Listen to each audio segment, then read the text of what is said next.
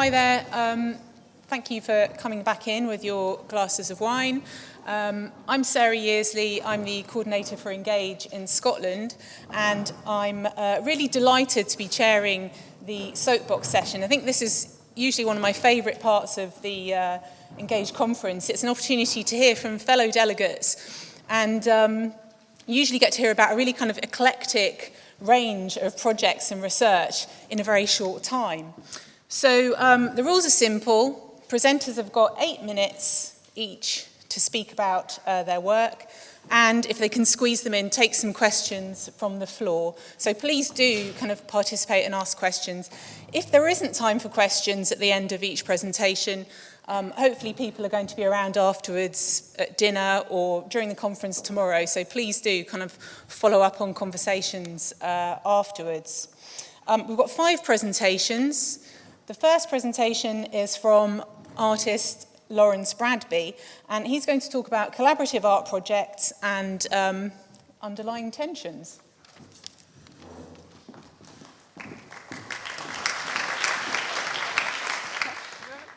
Hello.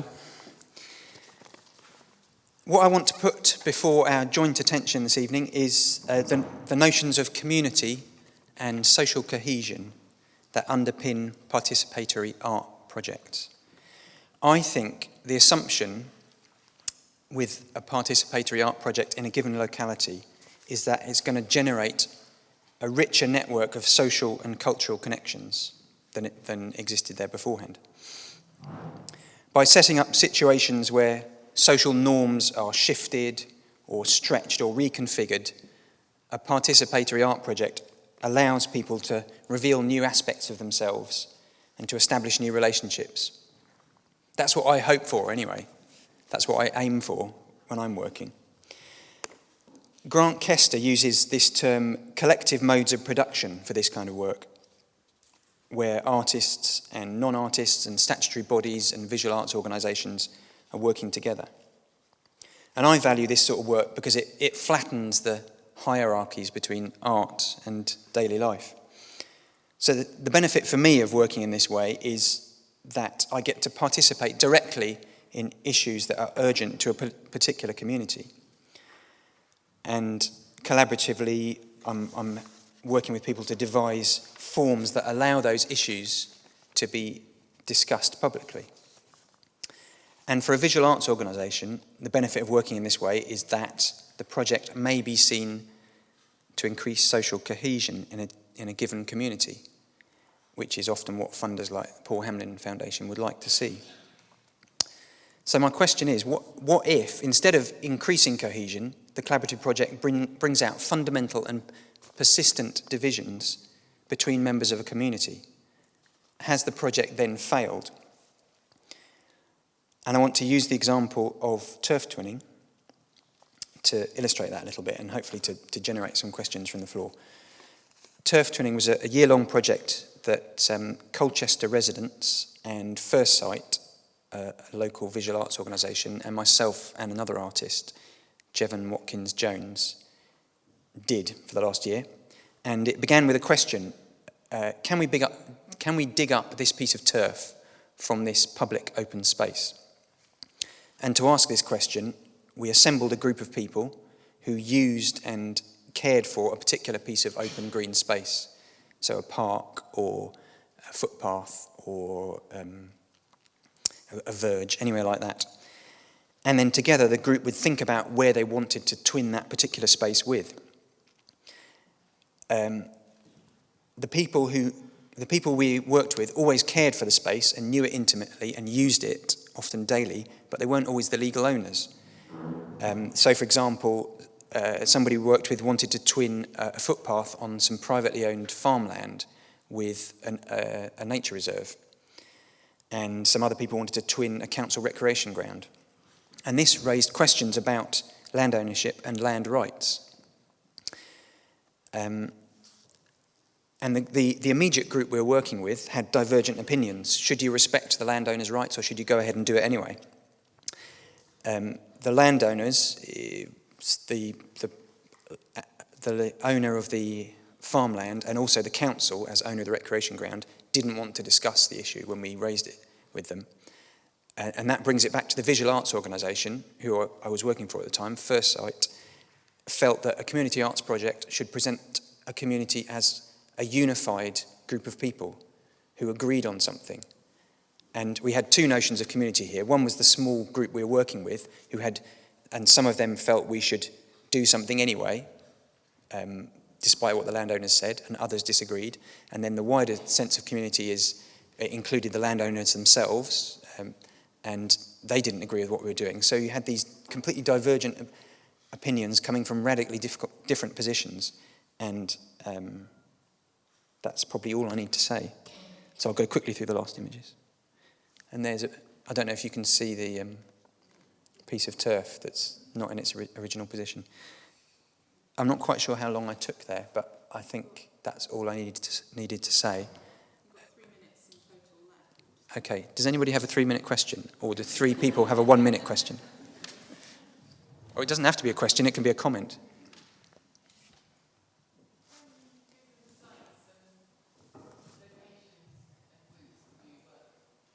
We did 7 twinnings, so 14 sites, and then a few more that didn't work for various reasons.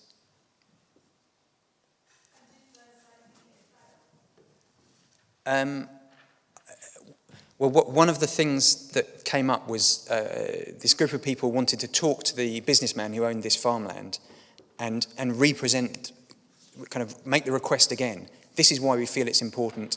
We walk our dogs here every day. This is why we'd really like to dig up a 60-centimetre circle of turf from your land, because he'd kind of given us the brush off at the beginning.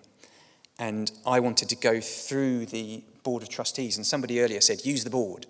So we wanted to use the board because we thought, I don't know, they might play golf with him or something. And firstsite was keen. They didn't rule it out completely, but they tried quite hard to persuade us not to, and to persuade these particular residents not to. So I think possibly, they didn't say it had failed, but it was starting to become awkward. So I don't know is the real answer. Gentleman at the front. I'm just thinking, as a piece of art. Sorry. Yeah. Where's the button?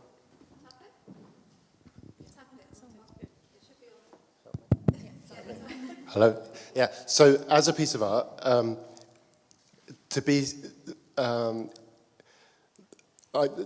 the issue of whether there's a resolution in the community is separate from whether it's a successful piece of art. That's what I'm thinking. So a successful piece of art might disrupt a situation in the community, or it may leave people feeling very connected and cozy. Even if it disrupted the situation, that may lead to something later on. And it seems a separate issue to whether the piece of art was successful or not. But what if a successful piece of art disrupts the situation and disrupts the relationships that the gallery's built up with its board of trustees? I think that might be the sort of issue that was hovering around this. That's a question back to you. I was leaving that hanging. I mean, I think that. I still think that's secondary to whether it was a successful piece of work or not. Okay, time for one more. Sorry, the woman there with the long dark hair. The microphone's behind you. And shout, though. Oh, go on then. Did you consider doing it anyway, even if the landowners said no? And also, what did you think would happen if you did it anyway? I'm thinking especially with local authority, because what would they do to you if you did it anyway? There's some very old laws on the statute book that describe what they could have done to us. I want to know what it was. Okay.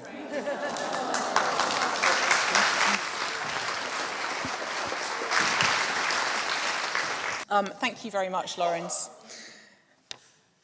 So our second presentation tonight is from Effy Hong, who is a freelance master curatorial student at Kingston University, and she was formerly curator at Art Spring Shanghai. And Effy's going to show a film which is part of an ongoing project called Plenty. Good evening, everyone. It's a pleasure to be engaged in Birmingham. I'm honored to be invited as a curator from China. My name is Effy Hong. I'm the current Sino-British scholar of the curating program at Kingston University, London. I'm benefiting from the art education system in UK. And it's definitely thrilling for me to share my current film project with all of you, and I'd like to gather feedbacks. This is an ongoing project. Since 2011, my film partner and I have been researching and documenting the careers of two contemporary artists, Chinese artists who participated in the phenomenal and infamous gunshot incident at the China/Avant-Garde exhibition, also called No U-Turn, in Beijing at the National Art Museum, February 1989. Thus far, we have gathered over 100 hours of footage and dozens of original documents, photographs, etc. of the artists and their artworks. The story sets against the backdrop of the impelling June 4th Tiananmen Square massacre. Yet it pursues the two artists' personal life experiences and art practice across 3 continents and up to the present day. When China's contemporary art world is still a labyrinthine web of power relations, perspectives, and possibilities. Drawing on my art history background, I consider this film project both a visual documentation of art practice and also a research-driven process of digging into the archives of Chinese contemporary art after the late 70s in China. The 1989 China Avant-Garde exhibition can be considered a rather extensive and reliable revelation of the mixture of styles and thinking that Chinese contemporary artists were keenly exploring during the 80s. I was going through the archives at the Asian Art Archive in Hong Kong last year, looking into a picture, a photograph from in 1988. Looking into the picture, there's a bunch of people, and there's a young chap who's wearing a red sweater standing in the middle. And I look at him, I'm just like, oh, that's my dad. So yeah, for me, it's a personal journey to comprehend my father's generation of artists, their trajectory of self-cultivation. And on the other hand, it permits me to look into the feminist resonances in the performance and artworks of the female artist Xiao Lu, whose practice rivals those of a lot of Western female feminist artists in their political import. Xiao Lu was born in 1960, same age with my mother. She never had children and she married herself. You'll see in the clip. So what I would show is a 4-minute, 50-second promo video. We use this for fundraising because so far it's been self-funded by my film partner and I. So I'd love to get feedbacks and hopefully get funding to move the project to the next phase, which is the production phase. I select the version that has no narration, fast-paced. Here we go.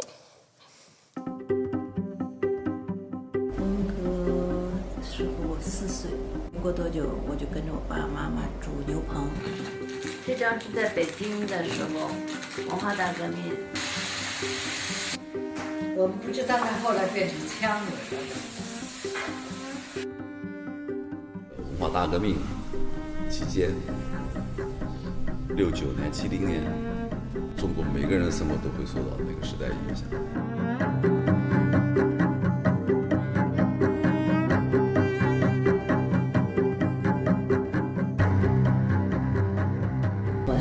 84年入学的。85年我上学的时候呢，他们用很差的中国颜料，很差的中国画布。哲美有一个特点，它比较自由。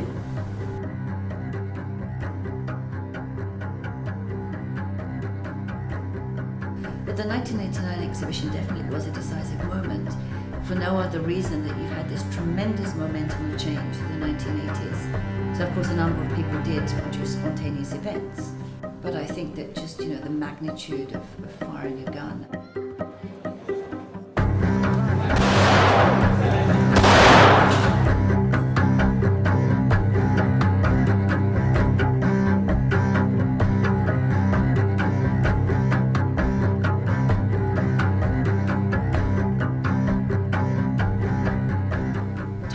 Was definitely very politically active.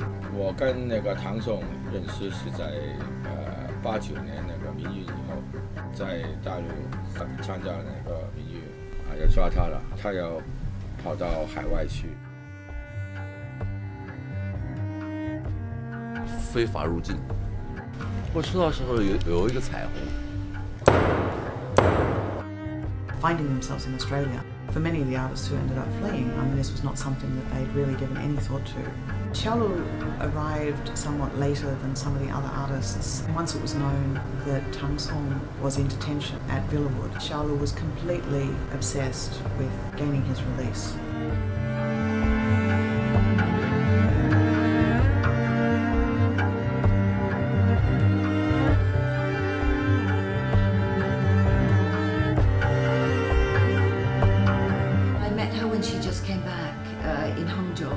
She struck me as very full of emotion that she was unable to articulate. 这么大年纪了，也没有结婚，也没有生孩子，然后一个女人，然后其实我要的最基本的一个东西，到现在也很难实现很多东西。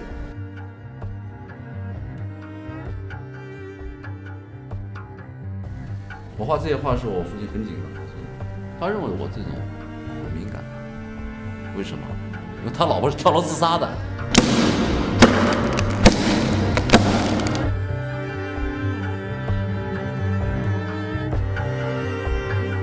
我认为民主是简单到一个什么程度，老百姓可以投票。我的作品虽然有的时候存在这样那样的问题，但是有一点很真实，是我人生的第一次，我脱离了我的情感做的2件作品，我这是非常一个转折点。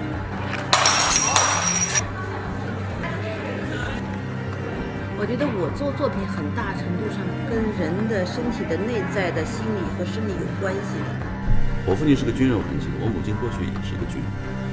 离开中学走向社会的第一个地方是军队。行动对我说来是很重要的。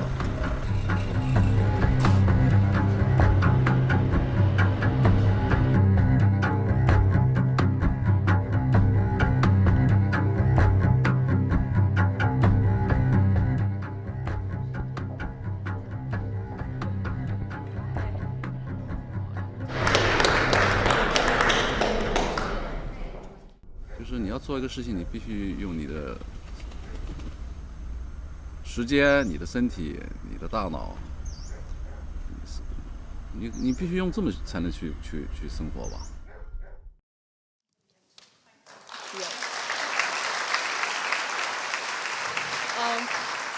My time's up. Any questions can always reach me through the email. Thank you. Thanks very much to Effy, and I feel really mean, but we have to keep on track. So our third presentation this evening is from Marina Castledine. She's National Manager, Young People's Programme for Circuit, and I'm sure some of you know about the Circuit programme, but she's going to tell us some more this evening. Okay. Hi. I was thinking about the creative challenge of presenting within the Soapbox format. And I've also been looking at Vines, the app that allows you to take 6 seconds of video footage, and only 6 seconds, and then play it in a loop. I I read that the developers of the app tried every conceivable length from 30 seconds to infinity before deciding on what they thought was the perfect formula of 6 seconds only, a balance between constraint, but enough time to give you a beginning, a middle, and an end. I thought, brilliant, I can use that 6-second idea and translate it to Soapbox, because I thought we were being asked to present for 6 minutes. Clearly I need to read the brief a bit better, but I'm going to try and stick with the concept. I'm going to give you a bit of a beginning, a bit of a middle, and then I'm going to hand the end over to you, not that you're filling the 2 minutes that I haven't prepared, if that's okay. So, the beginning. Once upon a time, in 2011, London and then many other areas of the UK witnessed the riots, mistakenly attributed solely to the disengaged and mercenary youth, yet also analysed afterwards as a direct consequence of youth sector cuts. Tate wanted to respond. The collective that Nicholas Sirota mentioned up there had to have a starting point. And for Circuit, that meant going out to its existing Plus Tate network and working with a few that were selected to take part in the Circuit programme. They were chosen through an independent panel, and they weren't chosen, as you can see, the map illustrates very clearly, through geographical coverage. So there were 5 partner galleries and 4 Tate galleries. The middle, okay. We're nearly 1 year into what's a 4-year programme being funded very generously by the Paul Hamlyn Foundation. We're looking at young people being central to the programme, young people we're defining as 15 to 25-year-olds, and it's with them that we will define what the success of the programme means. In all the galleries, new staff have been appointed to lead what are 4 strands of programme activity that you can see up there. That the programme structure recognises that in order to engage young people over a sustainable period of time, that different entry points are needed. The strands are meant to interact with each other rather than exist as separate strands.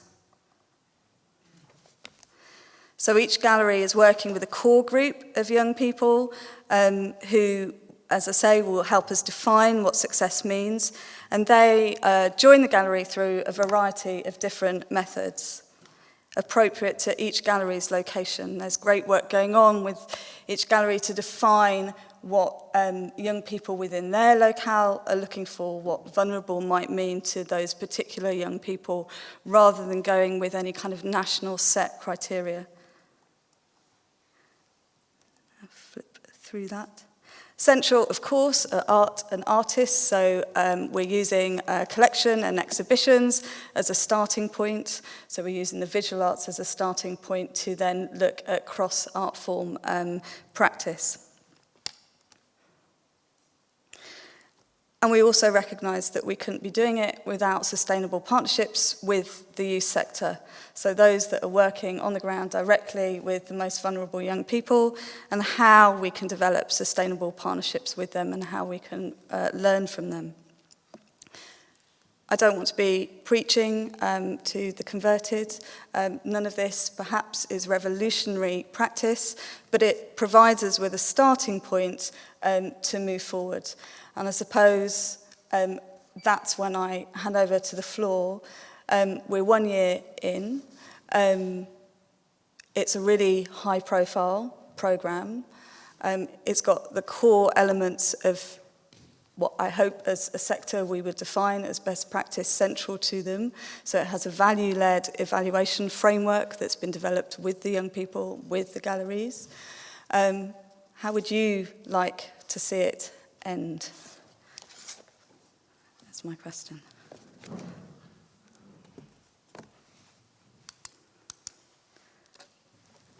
Or shall I just end?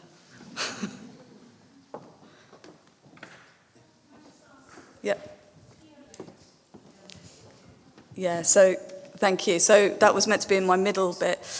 So peer-led practice is at the heart of the programme, but one of the things we're doing is questioning all the time the relevance of that for young people today in particular circumstances. But yes, it is.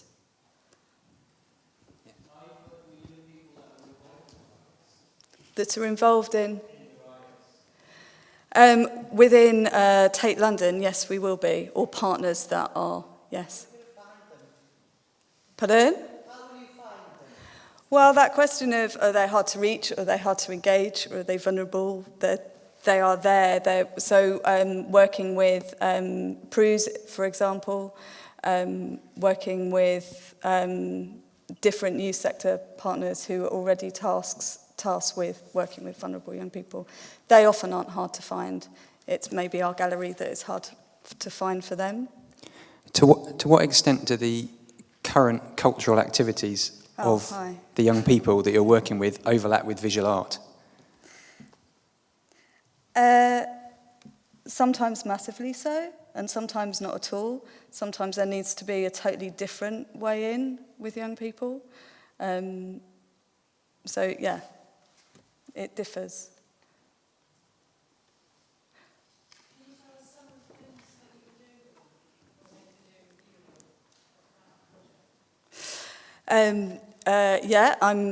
do? My role is to support all the galleries. So I'm aware that some of the colleagues who are actually involved in the programme are here. So I'll try and answer this on their behalf, but do talk to us in more detail afterwards.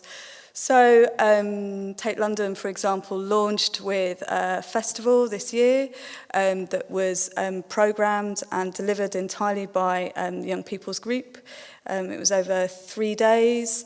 It engaged a variety of different artists and attracted a new audience of 20,000. The core of which were 15 to 25-year-olds. And then each gallery will be doing a kind of festival strand. We're looking at creating new digital content. So for some, that might be radio. For others, it might be developing a new app. Tate Liverpool are launching a publication this very evening with a private view, where the young people have gone out and, I hate that word, young people, but anyway, where young people have gone out and mapped their city. That's it.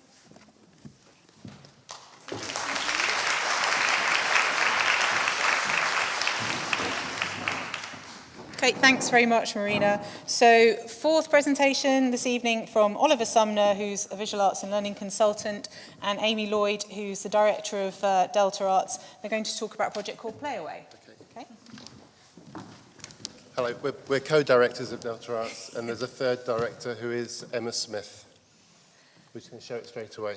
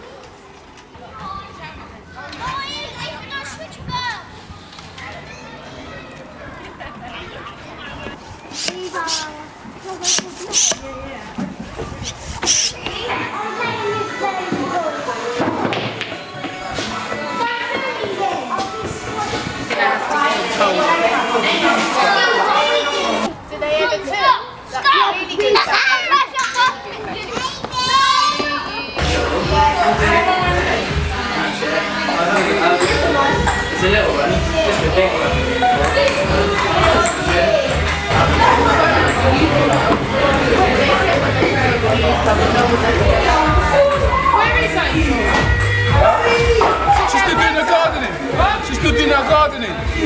the dedicated gardener. That's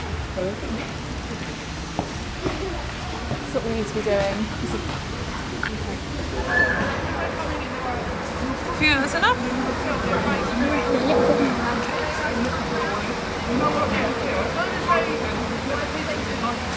And then should we carry it over and see what it looks like in the tyre?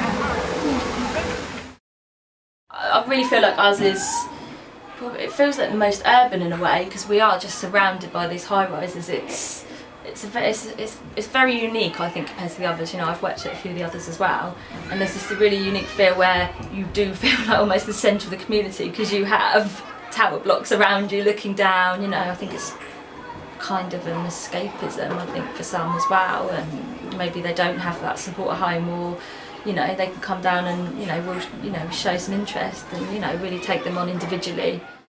You don't really worry about other things when you're in the park playing, so you're just like, it's not really on your mind. It helps me relax, so I come out bored at home, come out and come to adventure, have some fun. Because I ain't like one of them what stay around like sitting on their computers all day. I'll get out and get exercise. Sometimes I never want to leave.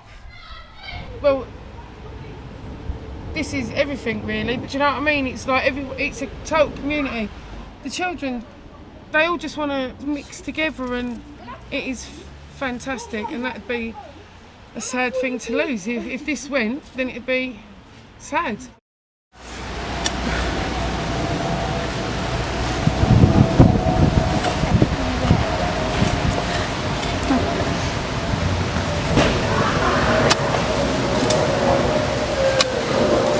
Like I say, even right now we're waiting for lino for our slides.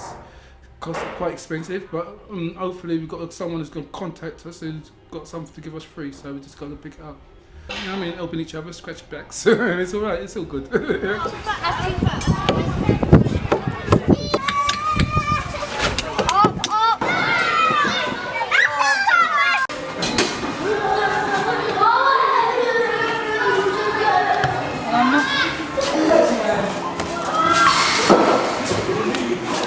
Our volunteers are incredible. We've got a committee that pretty much they're here full time. They dedicate so much time to it, and you can see the passion. I just come here because I love the children and all that, and I enjoy seeing the children's faces and that. Before this was built, the kids had nothing. They were just roaming the streets and all that lot. But now this has been up running now for 3 years. I've been here volunteering for 3 years, and you see people come, you see people go, but it's good for all the children to come in. They feel safe here, they can play and everything, and they go home.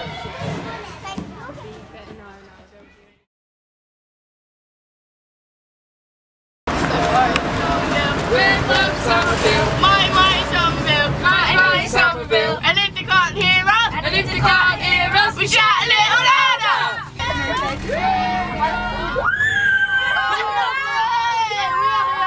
Give me a chorus. It took so long to get here! You alright, kids?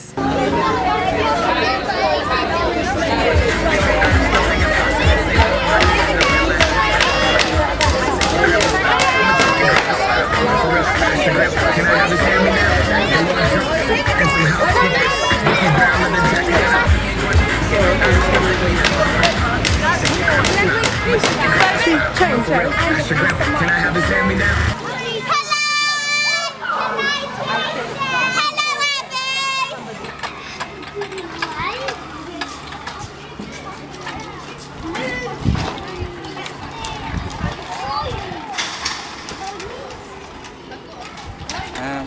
Keep the spirit alive in the adventure playground, keep the parents on board, keep the children happy, and just continue.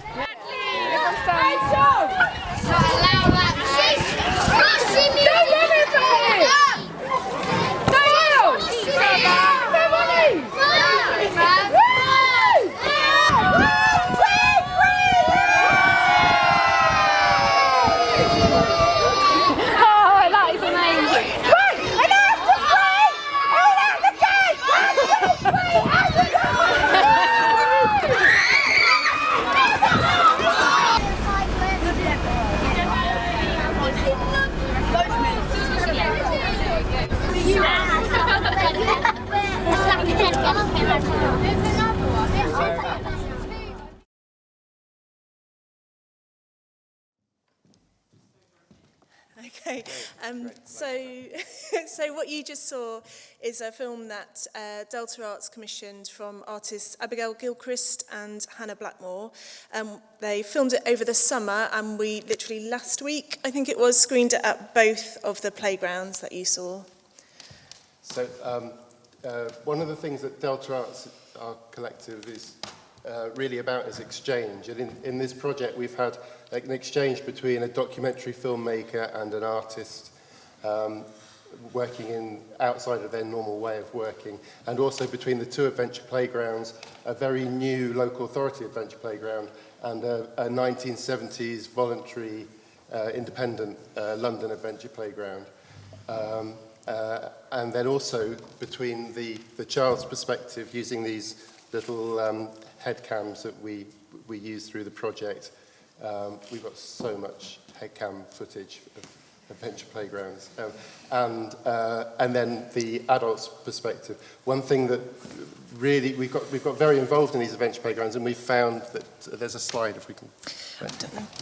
We've got very involved in these adventure playgrounds, and it's really come home how they have very meagre resources and wouldn't really be able to stay open without the tremendous input of all the volunteers that keep the place going. Our time is up. I've got cards if anyone wants more information, and Delta Arts stuff, and there's our contact details. Thank you.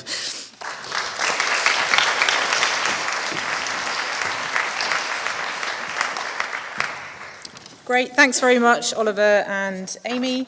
And so on to our final presentation, fifth presentation, and that's from Helen Ackroyd, who's Strategic Arts Development Officer, Families and Young People at Nottinghamshire County Council. Helen's going to tell us about using the big draw to build capacity.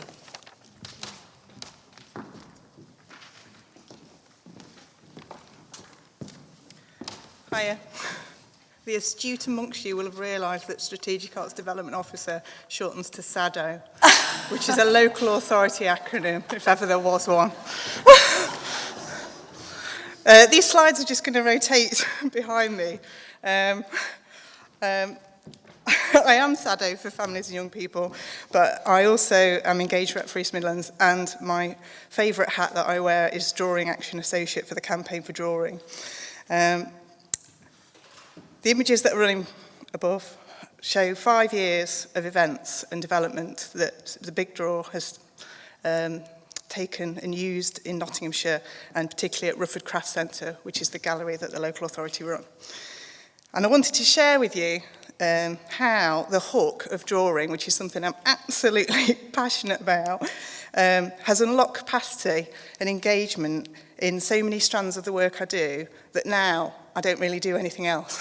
I just hook everything onto the big draw in some way because it works brilliantly, so why wouldn't I? At a time of shrinking resources, I also have found that it's a bit like dropping pebbles into a pond, and it's engaged so many people that are now delivering things far more than I could ever deliver or our team could ever deliver, that it's been amazing. It's a 5-year journey so far. Started with a single event, and now it's a county-wide offer. And it's gone off in directions that I would never have expected, because people have took it on as their own, and they've become their own big draw advocates and their own drawing advocates in their own settings. The turning point really was in 2011, when the Campaign for Drawing ran the Drawing Action Programme with a little bit of Paul Hamlyn money. And the idea was that the Drawing Action Associates, of which I was one, developed some training, and they had more big draws happening in the region. That was what they wanted to happen. And my pilot project that we devised for that Drawing Action report was to train non-arts professionals. And from that, we have trained librarians, older people's care workers, looked after children's teams professionals, children's centre staff, teachers, particularly non-arts teachers and primary school teachers, special school staff, youth workers, MENCAP staff, secure unit staff, and more. And the training is really about, can you, as a non-artist, use drawing and see the artistic process as education, And in a supportive and inclusive way, people have then thought, actually, yes, I can, and have gone on and delivered using drawing in their own settings with their own audience. I don't actually ever have to interact with that audience, which has its bonuses, because they go off and do it for us. And they know their audience better. They know their groups better than I do. As a result of that, you often find that then they think, well, this is really good, I want to do more of this. And so they bring their groups out to us, out to our gallery, engage in the gallery in ways they never did before, and buy artist time back from us. I've lost my slides. Never mind. And this year, a lot of those leaders and groups came back to me and said, but we haven't got any capacity either. So this year's pilot training has been to train their volunteers or their community workers or their parents that they work with. So specifically, volunteer groups that work in libraries have gone on to run 26 events in Nottinghamshire this year for Big Draw. Parents at children's centres have gone on to run events for the children's centre, while the children's centre staff ran the creche, so they were able to do it. And the Secure Children's Unit, where we train the staff and parents together, have gone on to run Big Draw and Achieve, or Discover and Explore whilst they're doing it, particularly looking at leadership side. So 2014, we're looking to create the Children's Centre offer as a bookable model of training that will roll out across the county. And I'm already speaking to the U3A to see if I can get all the older people drawing in their clubs and using it for themselves. And straight after this conference on Saturday, I should be going to the Thinking, Expression, Action Symposium, which some of you might be going to, in London with the NSCAD and the Campaign for Drawing, who have been working on CPD with teachers. That's an absolutely amazing project, and if you don't know about it, Google it, and hopefully some of that will come into Nottinghamshire for the Big Draw in 2014 as well. Any questions? Yes, please do. In the training, Yep. people ever say, I can't draw? Always. They always come in looking very scared, and that's fine. What we've always said is, this is not about becoming a good artist. It is not about that. Sometimes the projects that people run do achieve that, and that's brilliant. But this training is about using drawing for engagement or to achieve other things, and believing that even if you're not an artist, you can make that happen in your setting. And once they get past that, within about the first 2 minutes, then they're well away and they're just having fun with it. I ran it all initially, and because within our gallery we have a team of associate artists, they're all freelance but they're associated to it, I've now had train some of them, and then they go out and train more, because we've, again, that capacity thing of you need more people. I can't draw, and often people who, I can't draw in the way I couldn't draw you guys or whatever, tables or chairs or whatever it is. And I create opportunities for other people to draw, and people often ask me but Lisa, why don't you just do some art or whatever? And I say, well, I cook, I do some dance, but the people who run the sessions don't actually have to be able to, don't actually have to want to do the drawing part. They just have to be able to create the opportunities for other people to do it. That's right. That's right. And working with non-arts professionals is actually quite key. As soon as you get a bunch of artists in the room who can draw, that's actually a different conversation that you're having. But what the people that in the room have the absolute expertise with the groups they work with, far more than if I parachuted in and tried to work with their audience, their groups, their young people, their older people, whoever that is. But by training them, it opens their minds to different ways to work with the groups that they're already expert in working with. It's just another way of thinking. I think I'll shut up there. So I should say thank you again to all of our presenters, and I know we now know how long 8 minutes is, and it's quite short, so thanks again. I think we should give them another round of applause.